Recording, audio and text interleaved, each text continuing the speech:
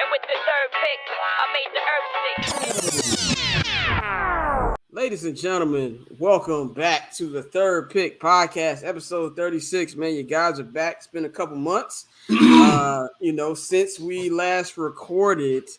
The Golden State Warriors won the NBA championship. Free agency has started. Free agency. We're in the midst of free agency. We're all on Kevin Durant and Kyrie Zulu watch, which might take a couple of weeks. But, a lot of things happened for the Bulls, man. Of course, for you guys, man, you know to follow us on Twitter at Barberchair Scott. Mariano, let them know they get tuned. Yes, man. On Twitter, at Mariano, 2 N's, 2 O's. Instagram, Mariano Bibbins. We back in the building, man. We out here. Like you said, it's been a minute. It's been a couple months. I seen this nigga Scott since the last time we exactly. Like I was out there in LA. Man, Scott said, yo, pull up. I'm at the bar right here. We, you know what I'm saying? That bar showed a nigga love. So I was like, bet, this is my, you know what I mean? That's my dog. Next time I go out there, I got to stop by that bar on my way up. I'm going to give them a plug. Rocco's Tavern in Culver City, downtown Culver. Hey. Shout out to my people over there. If anybody's seen the TV show Cheers, that's my cheers. Yeah, I ain't gonna lie. They were showing them mad love in there. What Rico said, show a nigga mad love. Show a nigga mad love. They showed him mad love. Yeah, man, for real. Yeah, he gave you a free beer while you waited. I was waiting. I already was good. I already paid him. It was good money. You know, I'm waiting on the lift to pull up. He was like, hey, man, here, maybe this will help you think a little bit. I said, oh, shit, my nigga. Yeah, you know what I mean? Yeah, so they got a customer for life now. Anytime I'm out there, I'm spending some bread with them. Now I've been spending bread with Rocco since when I moved out here, September 2014. So me, Pappy, and Damien, that's our home court. Like even when I got there before you did, he was like, yo, where your boys at? I'm like, man, they ain't out here right now. But yeah, shout out to Rocco, man. So it's been a lot of time that's gone by. A lot of things have happened with the Bulls. By the way, follow at BarberchairNet on Twitter. Subscribe to Patreon, patreon.com/BarberchairNetwork. Network. Summer sessions will be back this week. So check that out. And up our new website, thebcnet.com. The one-stop shop for everything Barberchair Network. We've also got the Barberchair Shop coming really, really soon. Check that out. Check out my 6-part interview series. I'm not going to hold you to offseason. Episode 1 drops on Friday. Got my guest, Jeff Pearlman, author and executive producer. That's a big good man. Shout out to Jeff Pearlman. He was a good interview. I got 6 really, really good interviews. Yes, sir. Executive producer of HBO's Winning Time. We talk about his writing books. We talk about season 2. I got some season 2. We talk about everything involved with the Lakers in that book. We also talk a little bit about the Walter Payton biography that he wrote before Sweden is passed. So check that out. And we got a huge 79th and Hallis announcement coming to y'all very, very soon. If you're in Chicago, have your schedule clear. That's all I'm going to say. Big announcement coming, so look out for that. A lot of things have happened in Bulls world over the last couple months, man. On our season recap podcast, we all said that Zach LaVine's coming back. It's a matter of time. He's being a typical light-skinned guy. He made us wait for a little longer.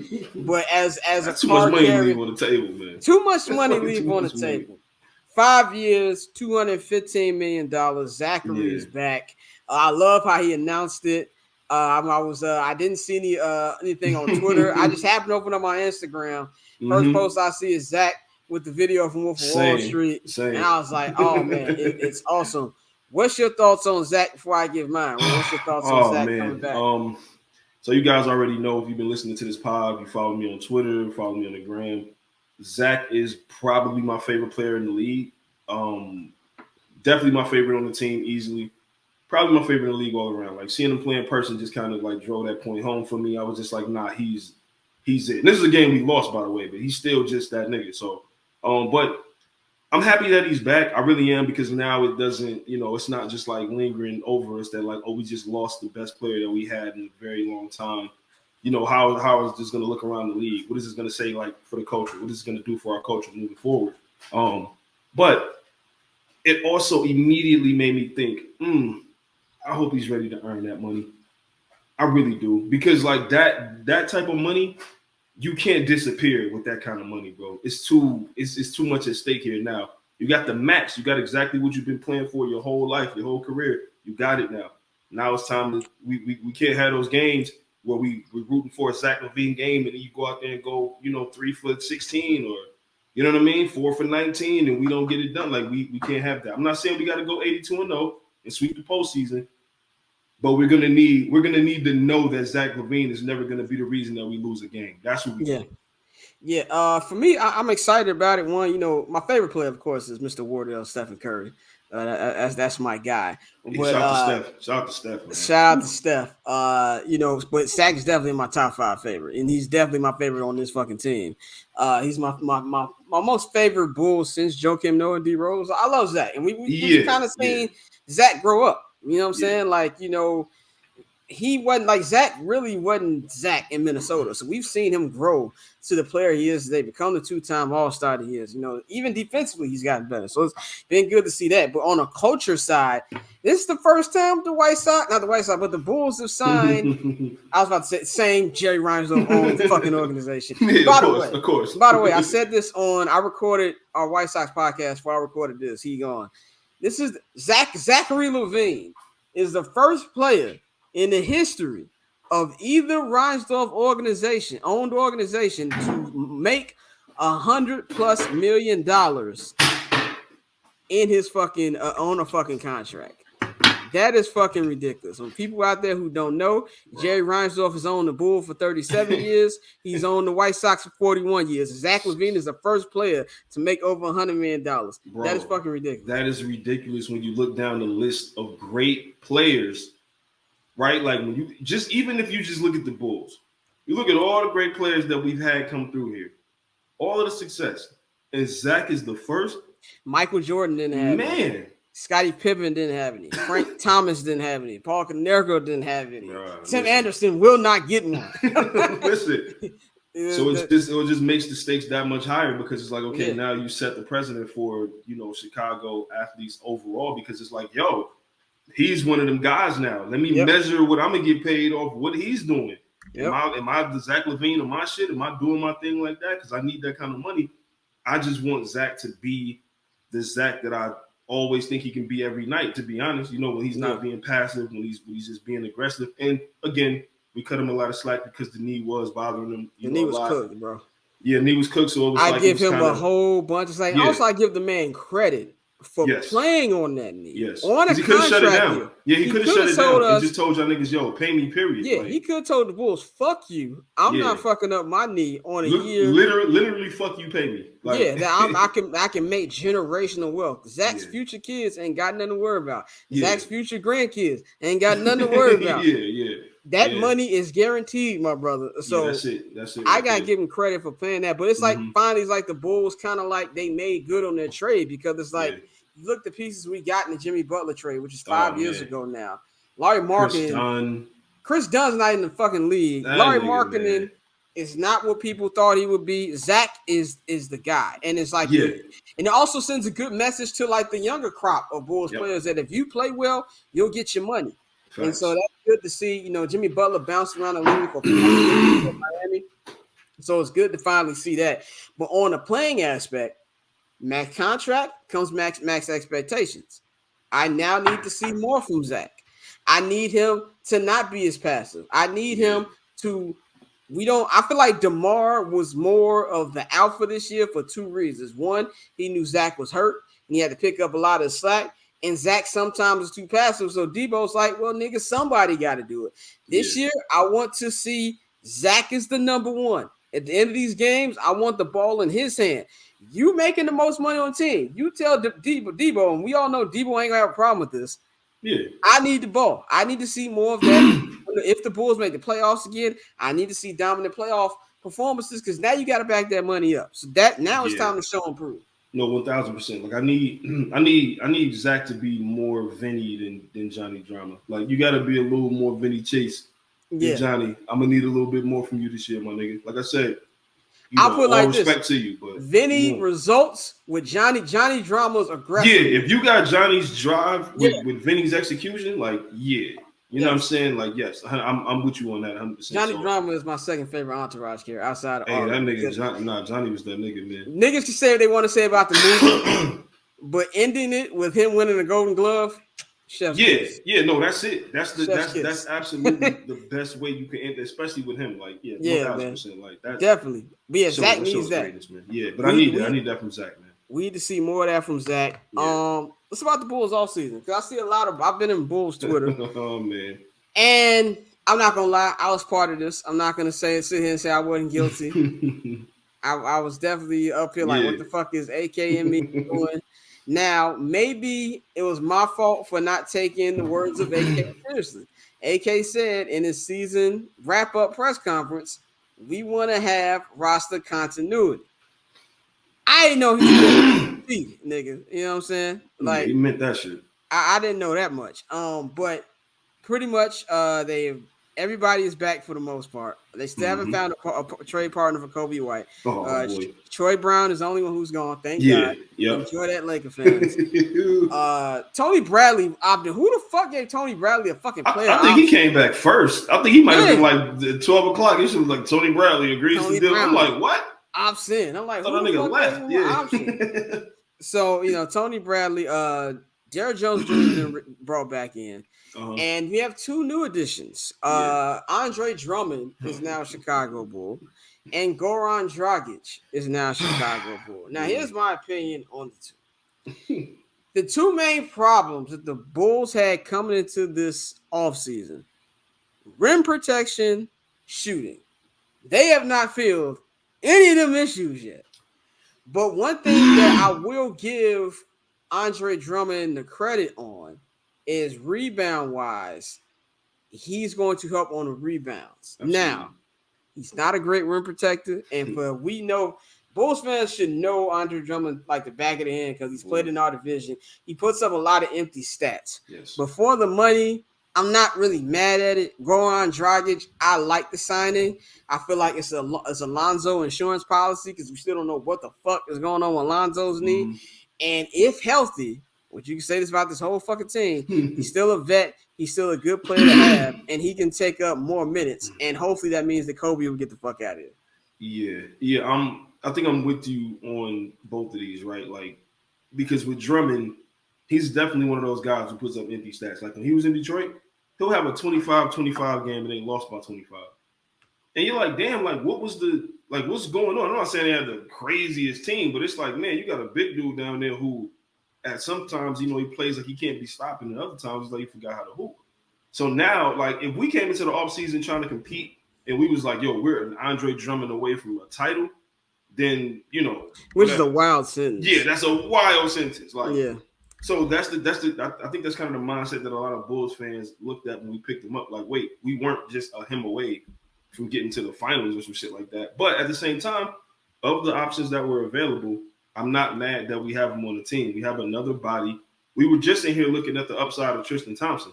So, like, I'm not going to shit on Andre Drummond's, productivity. Like, we don't need him to come in and be the center, of the future. We don't need Tristan to be what the Lakers needed him to be. Yeah, no, absolutely. Like, we definitely don't need Andre Drummond to come in here and save us. And I think that works in our favor because it's like, yeah, put another big body out there that can rebound. And maybe sometimes he can make a fucking putback layup. You know what I'm saying? If we're lucky. And then with Dragic, it's the same thing. You got a veteran player. Like you said, we don't know what's going on with Lonzo. We have no idea if we're going to even see Lonzo play again. Yeah. Let's be honest. Like, if we want to be 100% honest, we have no idea. We don't know. So you got Dragic in. Like I said, he's a vet. He's good for the locker room. I never hear bad shit about Dragic. Like, your team would be lucky. And he was recruited by Vooch. Yeah, so I mean, shout out to Vooch. I love the joke he said. I love the joke he said on Twitter. When the Gobert jersey, when the Gobert trade went, they said, man, I'm glad my house in Salt Lake got canceled or whatever. Yeah. No, you're a funny dude, but he not good enough to be making jokes like that, so you got to calm down.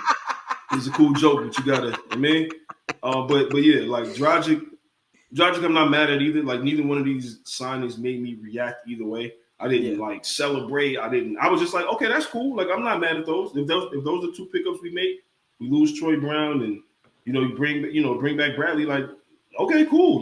Now we just need Zach to be Zach. Let's see where we can get for Zach to be Zach, because I'm here and I'm willing to be patient enough to watch Eversley and AK do their work, because we sat here through Gar Pax and put our faith in these motherfuckers every year.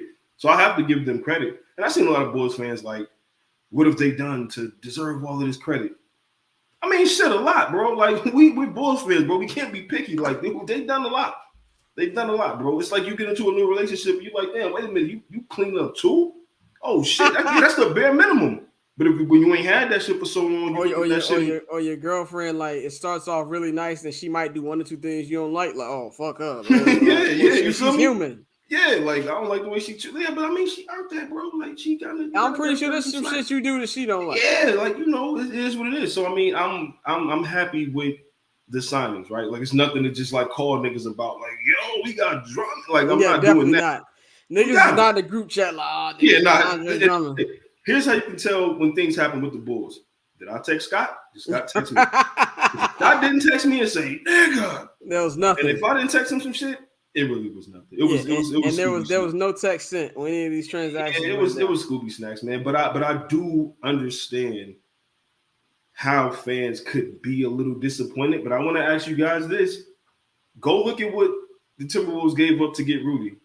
Is that a future that is that something you'd be interested in? Bruh. My man said Montrezl, is that something you'd be interested in? No. I'm cool.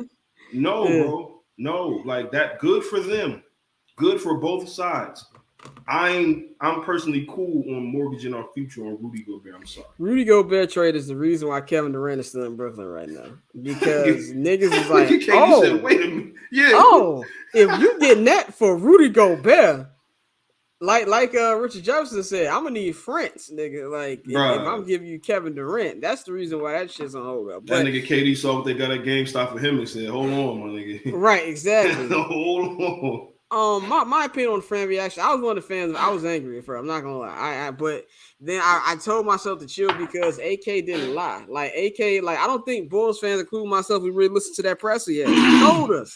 He told us we're gonna run it back. And honestly, salary cap wise, there wasn't much they could do. And I know some Bulls fans wanted different signings. Like you wanted to, go out there and get a guy, like TJ Warren or somebody like that. But it's also, you got to look at, like you said, about Andre Drummond.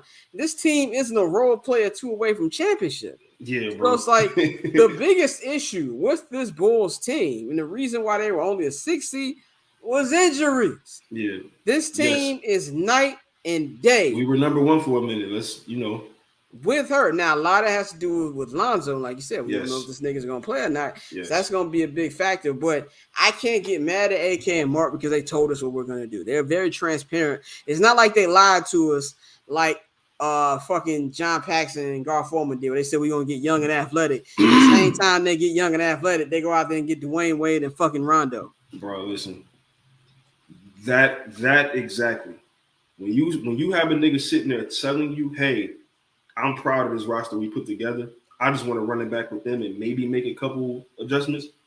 I'll take that every day over a nigga that say, nah, we're going to get better. We're gonna do this. We're going to make changes. And then, like you said, the biggest signing we have or, whatever the fuck is Wade and Rondo. It's like, it's cool. It's fun for us to talk shit about, but that didn't help anybody at all. Like, that didn't help anybody. Didn't help anything. So you went like 41 and 41 there. Bro, listen, like, I much rather this. I much rather this new regime because they're telling us, and they actually went out there and signed somebody. Like they made it quick. Now the Bulls are not the topic of free agency. Like, let's fall back. Let's look at this team moving forward. Let's see what we got to work on. That's really it. So I'm, it's whatever with me, man. I think a lot of Bulls fans got a little new. They got like this new kind of pep in their step. Last year's offseason was so active. Yeah. It's kind of they didn't get the trade deadline or the offseason they wanted, and I was like, fuck AK. And so I get it. That's fan shit. Yeah, it's the definition for fan is fanatic. Absolutely. I get it. So I'm not mad at that. But I just think we just got to be patient and just see exactly what this is. And when healthy, I'm going to keep saying when healthy, I believe this team is up there with the top in the East. So absolutely. We have to remember that too. We have to remember that just because it wasn't the teams that have super busy off seasons, they had a lot of shit going wrong with their team. I don't think we necessarily had a lot of shit going on, wrong with this team. We talked about it all season when we potted and, Twitter and everything. Like, it's just, we were like 1 or 2 things away from being really competitive. And, we ran into a fucking buzzsaw in the first round. So, I mean, hey, like, shit happens, man. Try again next year. I like this team moving forward for sure. So, Yeah, I mean they're the most interesting Chicago sports team right now because the rest of the motherfuckers suck. But let's get into the draft. Dalen Terry was Yes. drafted by the I keep saying fucking White Sox by the fucking Bulls. Both Jay Ryan's off leg on his. I mean, shit, he was in the White Sox jersey, wasn't he? Yeah, he threw the first pitch yesterday. Yeah, there you go. So you wasn't too far off. You know what wasn't too far off, but I'm just tired of thinking about my underachieving baseball team. But I'm not gonna lie, I don't know much about this kid. I don't know much about him at all. I'm not a big college hoops guy, and I definitely didn't know anything about him. From what I read about him, he sounds like it's a good pick. Io was a great. I'd say Io is probably the crown jewel of the AK Mark Eversley draft pick, and Patrick Williams, and he's our next topic. We're gonna get into Pat in a minute. Mm-hmm. We have yet to see who's gonna be a Pat. So Dalen Terry, on paper, it sounds like it's a good move. One thing I love about Dalen Terry already is his dedication to the learning the history of Chicago hoops. So he's wearing 25 because of Ben Wilson. Now, if anybody of you who listen to this podcast, y'all not Chicago sports fan, I'm gonna give y'all a little back history on Ben Wilson, aka Benji. He has a documentary, old 30-30. It's like in the season 1 of 30-30. It's a great 30-30. It's a sad 30-30. Like I've only watched. That's the only 30-30 I've watched only once. It's that fucking sad. But he was Derrick Rose before Derrick Rose, and he got killed outside of Simeon High School after an altercation with a guy and his baby mother, and he died. And he went to what was the name of that fucking hospital? I can't remember the name of it. But it's the worst hospital ever. Like I took one of my homegirls there 10 years ago when she got sick. When I tell you we was there all goddamn day, and they didn't have a trauma center. It was St. Bernard. It's in Inglewood, and they didn't have a trauma center at the time. Now they have a trauma center now, but he got shot with a 22, and this was like 1984, I think it was. Mm-hmm. And he died because he basically bled out. They didn't help him anything. So they have this thing in Simeon where the best player in Simeon wears 25. Yeah. Nick Anderson wore it. Derrick Rose wore it. So he's wearing 25 because his uncle used to play with Benji. So for a kid that's that young, I mean, Benji died 4 years before I was born. I was about to say, And this kid's like 20. So for the fact that he knew about the history of Chicago sports and decided to wear that number, I gotta give a salute to him just off that. Fuck seeing him play. I just love seeing that. That kind of like a lot of Chicago sports heads love that. So I gotta give him respect just off that. Yeah, no, 100%. I think for me, the immediate reaction was a couple of my homies who follow college sports a lot closer than I do. They texted me and was like, yo, y'all got one. You know what I'm saying? Like, just like that. And I'm like, oh, word? And they're like, yeah, yo, like Terry is, he's really one of them guys, super defensive-minded, player. He's, 6'7"-ish, something like that. He was, Pac-12 all defensive. So when you come into this Bulls team right now and you're leading with defense, sign me up for that every game of the season. Sign me up because we talked about this a lot. Like, we were letting a lot of teams get off on us because we could not play defense. Simple defense. Just stay in front of your man.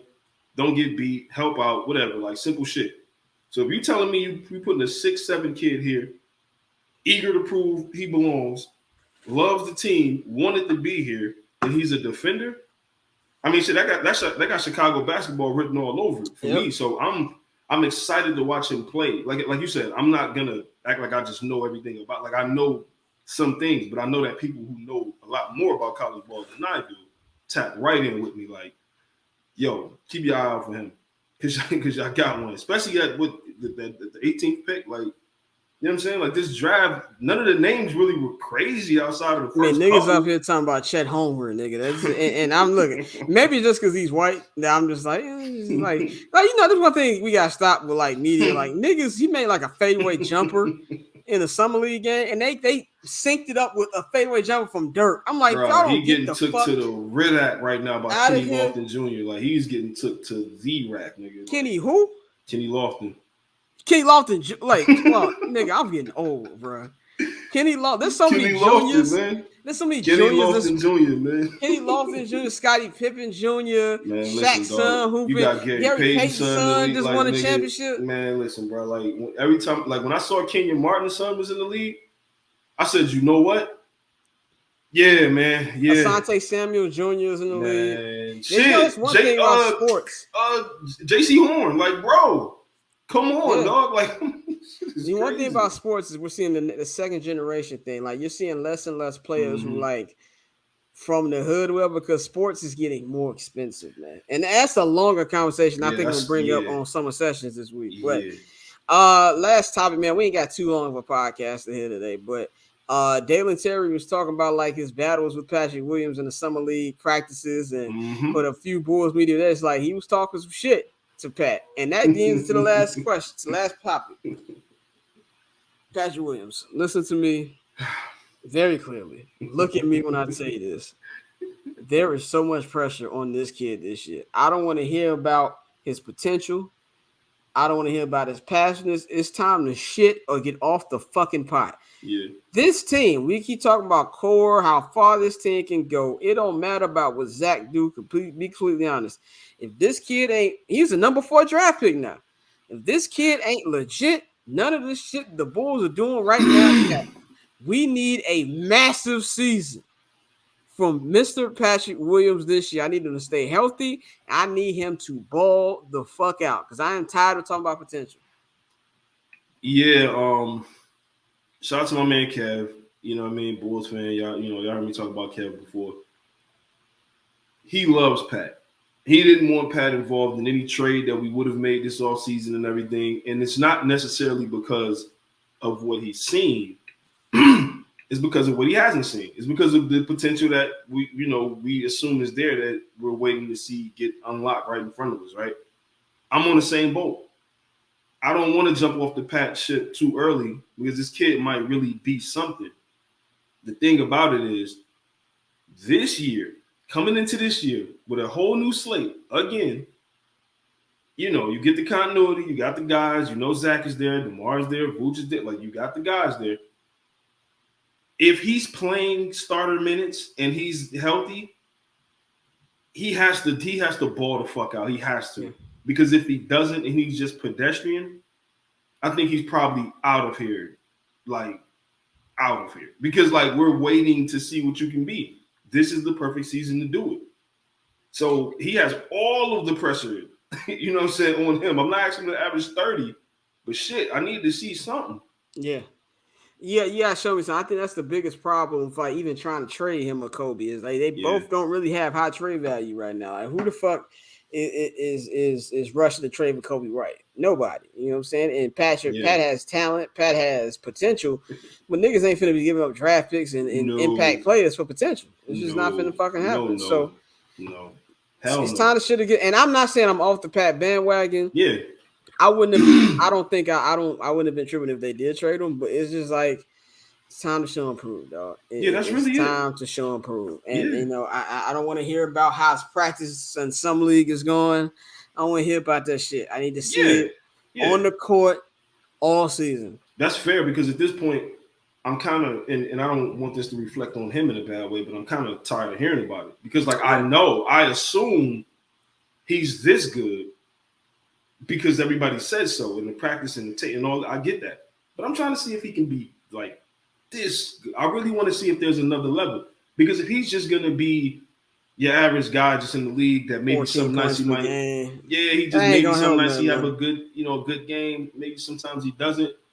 He's just going to be like a taller Kobe White kind of nigga. Then I don't know if we need that. And that's no shot at him. It's just, we just need to see it. That's really, I think we're just more anxious and we just want to see it, basically. It's not about do we think he can do it? I think he's very capable of being a dog. We wouldn't be talking about this kid if we weren't. Skills are there, man. Yeah, it's there. We just need to see him put it together. So it's not just him that has pressure, but I think he probably has the biggest target on his back this season because we know what the other guys can do. And, for him, it's you still have to establish yourself and make your name. You have to have your welcome to the league. He's arrived moment. We need to see that. We've already seen the multiple of them from Io, and he's been way shorter than he has. So it's time for Pat to do his thing, man. Yeah. But that's all we got for y'all today. Just a short little, update to get y'all in tune on what's going in with in the Bulls off season. We got summer league coming up. next week. And then it'll probably be radio silence till training camp. Things Yeah. like that, as we all wait to see what's gonna happen with Katie and things of that nature, man. But this gonna be funny, man. It's gonna be some funny shit to happen with this. I know. My hot take is that I wouldn't be shocked if they don't. I think they're gonna get traded, but I really feel like that Rudy Gobert shit fucked everything up. I think the niggas gonna be in Brooklyn this year. Yeah, I would not be shocked. And then everybody's talking about the Kyrie to the Lakers thing. Lakers don't want to hear them draft picks. I don't understand why the Nets would take Russell Westbrook's contract. And honestly, why the fuck would they accommodate what the fuck Kyrie wants after he the nigga that ruined everything? Yeah, I mean, and once he came back and like opted in, it was like, oh, okay, cool. Well, at least one of y'all niggas is over here, but with KD, you want to go where? Like, yeah, man. So that's gonna be in Brooklyn for you. That's gonna be something to play out over these next couple weeks, man. So follow us on Twitter at Barbershop Scott, at Mariano. Follow the Barbershop Network at BarbershopNet. Mm-hmm. Log on to the website thebcnet.com. And follow the patreon.com/Barbershop Network, man. We will holler at y'all next time, man. Yes, we are